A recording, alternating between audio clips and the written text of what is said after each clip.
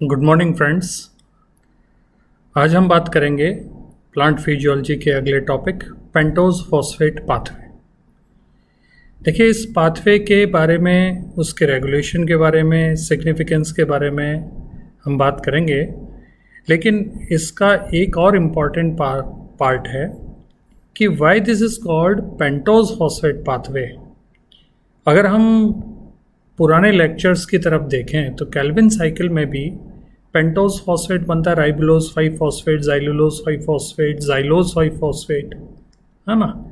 तो उसको हम पेंटोज फॉस्फेट पाथवे में कंसीडर करते हैं या नहीं, सबसे पहले हमारा ये जानना ज़रूरी है। तो हम सबसे पहले ओवरव्यू में हम इस बात को कंसीडर करते हैं that pentose phosphate pathway should be better known as oxidative pentose phosphate pathway. इसके दूसरे नाम भी है, जैसे hexose monophosphate shunt, phosphogluconate pathway. ये बेसिकली प्लांट्स और एनिमल्स में दोनों में ऑपरेट होता है, और इसके जो एंजाइम्स हैं वो साइटोसोल में सॉल्यूबल होता है। लेकिन प्लांट्स के केस में प्लास्टिड में खास तौर से ये प्रेजेंट होता है, यानी प्लांट्स में प्लास्टिड और साइटोसोल दोनों में ही ये सिस्टम ऑपरेट होता है। इस डायग्राम में आप अच्छे तरीके से देख सकते हैं कि pentose oxidative pentose phosphate pathway जो है ये प्लास्टिड में भी ऑपरेट हो रहा है और साइटोसोल में भी ऑपरेट हो रहा है। और इस डायग्राम में हमने इसकी एक तरह से सिग्निफिकेंस को भी शो किया है कि ये क्या करता है। आप देख सकते हैं दोनों जगह पे NADPH ये प्रोड्यूस करता है और CO2 लिबरेट करता है। इसके साथ ही ये ग्लाइकोलिसिस से कनेक्टेड है, फोटोसिंथेसिस से भी कनेक्टेड है, और क्योंकि ये ग्लाइकोलिसिस से कनेक्टेड है, ये indirectly citric acid cycle, lipid breakdown, इन सारी चीज़ों से ये कनेक्टेड है। तो हम जरा इस ब्रॉडर पिक्चर से जब हम शुरुआत करते हैं तो हमें ये आसानी से समझ में आता है कि जैसा कि नाम से समझ आ रहा है पेंटोज फॉस्फेट पाथवे है, इसका मतलब मेनली इसका पाथवे का जो काम है वो शुगर मेटाबॉलिज्म है। हम अच्छे से जानते हैं, ग्लाइकोलिसिस में हमने पढ़ा था, ग्लाइकोलिसिस में हेक्सोज शुगर एंटर करता है, that is generally known as glucose. उसका सबसे पहले फॉस्फेट ग्रुप उस पर अटैच करवा दिया जाता है, हेक्सोकाइनेज एंजाइम। तो ये टेक्निकली हेक्सोज फॉस्फेट या ग्लूकोज 6 फॉस्फेट बन जाता है। ये ग्लूकोज 6 फॉस्फेट ही पेंटोज फॉस्फेट पाथवे में एंटर करता है, और यहाँ से मल्टीपल टाइप्स की 4 carbon sugar, 3 carbon sugar, 7 carbon sugar, 6 carbon sugar, ये सारी की सारी कार्बन शुगर्स इसमें आपस में बनती हैं, और इनमें 6 कार्बन और 3 कार्बन शुगर्स जो होती हैं उसके थ्रू ये ग्लाइकोलिसिस के साथ में कनेक्ट करता है। Okay, so one by one हम इस पूरे पाथवे को डिटेल में जरा देखते हैं। तो पाथवे की शुरुआत होती है, जो इस डायग्राम में आप देख पा रहे हो, एक बॉक्स जैसा सा स्ट्रक्चर है, that is at the left upper corner. ये बेसिकली ऑक्सीडेटिव फेज को रिप्रेजेंट करता है। ये जो ऑक्सीडेटिव पेंटोज फॉस्फेट पाथवे है, इसके 2 फेजेस हैं, ऑक्सीडेटिव फेज जो कि इस बॉक्स में है, और रीजनरेटिव फेज जो कि आप देख पा रहे हैं विदाउट बॉक्स पार्ट में। जो ऑक्सीडेटिव फेज है, इसी ऑक्सीडेटिव फेज में NADPH बनते हैं, 2 मॉलिक्यूल बनते हैं। क्या होता है, ग्लूकोज 6 फॉस्फेट का ग्लूकोज 6 फॉस्फेट डीहाइड्रोजनेज एंजाइम की प्रेजेंस में इसमें से CO2 निकल जाता है और NADPH बनता है, और साथ ही जो प्रोडक्ट बनेगा वो बनेगा राइबुलोज 5 फॉस्फेट जो कि 5 कार्बन का है। ग्लूकोज 6 फॉस्फेट 6 कार्बन का है, एक CO2 निकल गया, 5 कार्बन का प्रोडक्ट। ये जो 5 कार्बन का प्रोडक्ट है ये डिपेंड करता है कि पेंटोज फॉस्फेट आइसोमरेज एंजाइम इस पर एक्ट करेगा या एपीमरेज एक्ट करेगा।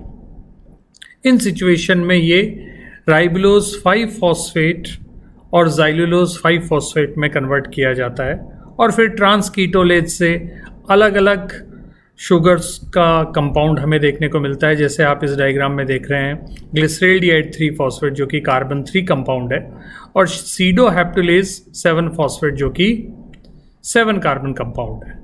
फिर ट्रांसकीटोलेज इनको वापस इरिथ्रोज 4 फॉस्फेट में भी बदल सकता है और फ्रक्टोज 6 फॉस्फेट में भी बदल सकता है। मतलब ट्रांस एल्डोलेज और ट्रांसकीटोलेज जो होते हैं वो एल्डोल ग्रुप को और कीटो ग्रुप को कार्बन की चेन्स में शफल कर देते हैं और उसकी वजह से अलग अलग कार्बन के कंपाउंड हम बना सकते हैं।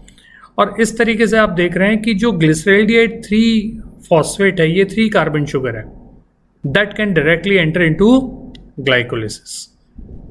सो the importance of this pathway is we can find the multiple carbon sugars that may have 3 carbon, 4 carbon, 5 carbon, 6 carbon, 7 carbon sugars, and all those sugars may act as intermediate in one pathway or in the other cellular pathway or the biochemical procedures.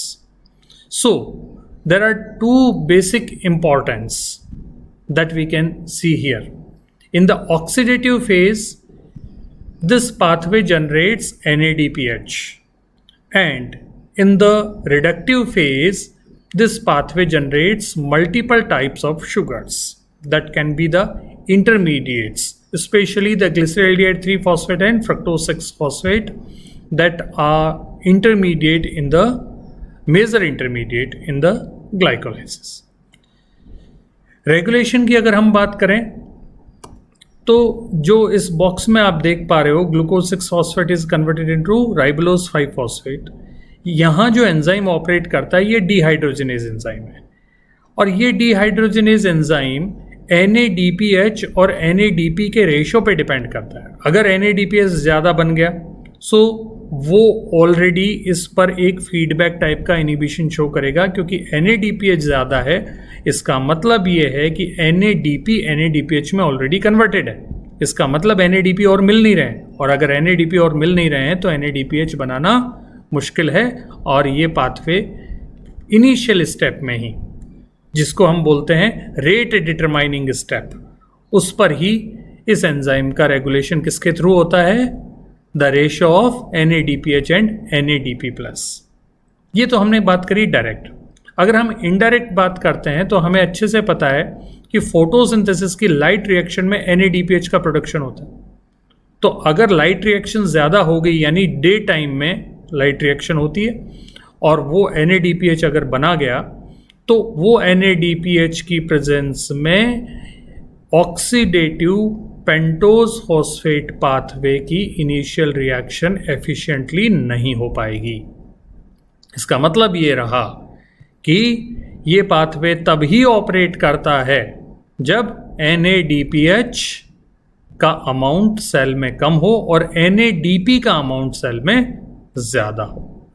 Okay, ये same enzyme पर एक और system operate करता है और इसको inactivate किया जाता है फेरोडॉक्सिन थायोरिडॉक्सिन सिस्टम। याद करते हैं हम, ये सेम सिस्टम है जो लाइट रिएक्शन और डार्क रिएक्शन जो एंजाइम्स इन्वॉल्व होते थे फोटोसिंथेसिस में, उनका भी रेगुलेशन इसी सिस्टम के थ्रू किया जाता था। ये सिस्टम रिड्यूस कर देता है एंजाइम को, स्पेशली कौन से एंजाइम को यहाँ पे रिड्यूस करेगा? ग्लूकोज 6 फॉस्फेट डिहाइड्रोजिनेज, और रिडक्शन के थ्रू ये उसको इनएक्टिवेट कर देगा। ओके, अब हम बात करते हैं इसकी सिग्निफिकेंस के बारे में।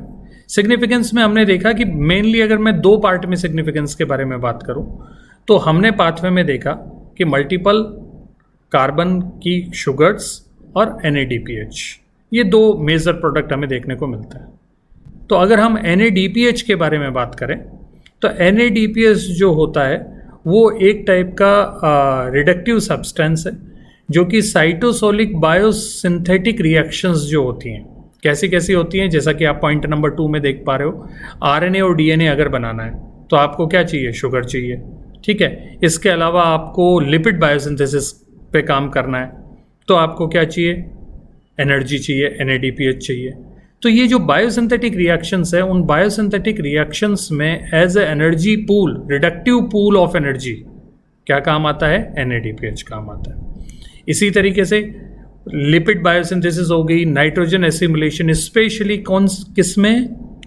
नॉन ग्रीन प्लास्टिड जैसे एमाइलोप्लास्ट, उनको जो एनर्जी सप्लाई करेगा उनको कौन करेगा? पेंटोज फॉस्फेट से मिला हुआ NADPH करेगा। देखिए हमने यहाँ पे नॉन ग्रीन प्लास्टिड वर्ड क्यों काम में लिया है? अगर हम नॉर्मल प्लास्टिड यानी क्लोरोप्लास्ट के बारे में बात करते हैं तो उसको तो NADPH light reaction of photosynthesis उससे भी मिल जाएगा, लेकिन जो नॉन ग्रीन है उनमें फोटोसिंथेसिस हो नहीं सकता, तो वहाँ पे NADPH का क्रंच हो जाएगा और ऐसे हालात में ऑक्सीडेटिव पेंटोज फॉस्फेट पाथवे वहाँ पर NADPH को प्रोवाइड करवाएगा। इसी तरीके से NADPH अगर किसी बायोसिंथेटिक रिएक्शन में काम नहीं आ रहा है, that can undergo the oxidative phosphorylation by the mitochondria. ये माइटोकॉन्ड्रिया में एंटर हो जाएगा और माइटोकॉन्ड्रिया में एंटर होने के बाद में क्या होगा? इससे इलेक्ट्रॉन को चैनलाइज करवाया जाएगा मल्टीपल कॉम्प्लेक्सेस से और फाइनली ऑक्सीजन को दे दिया जाएगा। और इस प्रोसीजर में जो प्रोटॉन्स एक तरफ यानी पेरी माइटोकॉन्ड्रियल स्पेस में पहुंचा दिए गए हैं उनको वापस पंप बैक किया जाएगा ATP सिंथेस से और उसके थ्रू ATP का सिंथेसिस करवा लिया जाएगा। सो ये NADPH के मल्टीपल रोल हो सकते हैं। तो in short NADPH is used in multiple biosynthetic reactions as well as in the oxidative phosphorylation. Okay, now sugars जो दूसरा पार्ट था उसमें प्रोमिनेंट जो शुगर है वो है राइबोलोज 5 फॉस्फेट। ये जो है ये बेसिकली हम अच्छे से जानते हैं कि RNA और DNA में जो शुगर होती है वो 5 कार्बन शुगर होती है और उस 5 कार्बन शुगर की सप्लाई पेंटोज फॉस्फेट पाथवे से करवाई जा सकती है। ओके, फिर हम और बात अगर इसकी करें तो इसमें एक शुगर बनता है इरिथ्रोज 4 फॉस्फेट जो कि 4 कार्बन का है। ये PEP फॉस्फोइनोल पाइरुवेट उसके साथ में कंबाइन होता है और कंबाइन होने के बाद में मल्टीपल टाइप्स के सेकेंडरी मेटाबोलाइट बनाता है। सेकेंडरी मेटाबोलाइट क्या होता है? वो मेटाबोलाइट्स जो प्राइमरी मेटाबॉलिज्म में काम में नहीं आते हैं और ये सेल में प्लांट सेल्स में स्टोर्ड रहते हैं, स्पेशली जैसे फिनोलिक्स हैं, है ना, जैसे सिकिमेट एसिड पाथवे से एरोमेटिक अमाइनो एसिड्स बनते हैं, जैसे लिग्निन, जैसे फ्लेवेनॉइड्स, जैसे फाइटोएलेक्जीन्स जो कि बेसिकली डिजीज रेजिस्टेंस में काम आते हैं। तो ये सारे के सारे जो सेकेंडरी मेटाबोलाइट है उन सेकेंडरी मेटाबोलाइट को बनाने के लिए भी शुगर्स चाहिए और इस तरीके से जो ऑक्सीडेटिव पेंटोज फॉस्फेट पाथवे है वो शुगर्स के पूल की तरह से काम करता है जो कि सेकेंडरी मेटाबोलाइट के फॉर्मेशन में भी काम आता है। ऐसे ही अगर हम और बात करें तो जब डेवलपमेंट हो रहा होता है और अर्ली स्टेज ऑफ ग्रीनिंग होती है, ग्रीनिंग के बाद में तो लाइट रिएक्शन काम करना शुरू कर देगी, फोटोसिंथेसिस होना शुरू हो जाएगा, लेकिन उससे पहले जो शुगर्स को सप्लाई करना है स्पेशली केल्विन साइकिल के इंटरमीडिएट्स के फॉर्म में, वो कौन करता है? Oxidative pentose phosphate pathway. Same कहानी हम एनिमल्स में भी देखते हैं कि एनिमल्स में जैसे बोन मैरो है, स्किन है, इंटेस्टाइनल म्यूकोसा है, ये सारे के सारे रैपिडली डिवाइडिंग सेल्स इनमें प्रेजेंट होती है और ये जो सेल्स है ये मल्टीपल पेंटोजेस को जाइलुलोज, जाइलोज, राइबुलोज, राइबोज, इन सभी को RNA, DNA, ATP, NADH, coenzyme, इन सभी को बनाने में काम में लेते हैं। इसके अलावा ये जो पेंटोज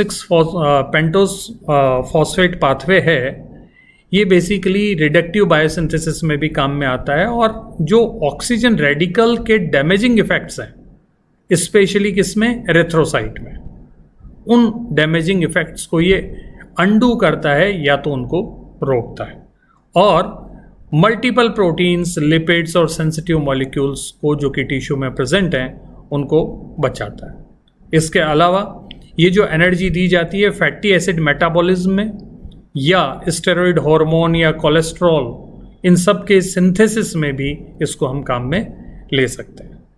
तो इस तरीके से हम कंक्लूड कर सकते हैं कि बेसिकली जो मल्टीपल शुगर्स हैं वो बायोसिंथेटिक पाथवे में इंटरमीडिएट के तौर पे भी काम करता है। जो NADPH है वो NADPH भी बायोसिंथेटिक पाथवे में एज ए एनर्जी सोर्स काम आता है। इसके अलावा हमने यहाँ पे देखा था कि वो ऑक्सीडेटिव फॉस्फोरिलेशन में भी काम आता है और एटीपी का फॉर्मेशन करवाने में भी मदद करता है। इसके अलावा हमने यहाँ पे ये पॉइंट भी नोटिस किया कि वो प्रोटीन्स, लिपिड और सेंसिटिव मॉलिक्यूल्स के ऑक्सीडेटिव डैमेज को रोकने में भी काम आता है।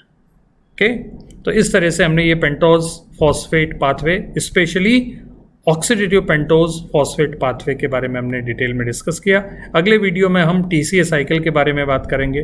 तब तक के लिए आप सभी को धन्यवाद। घर पे रहिए, खुश रहिए।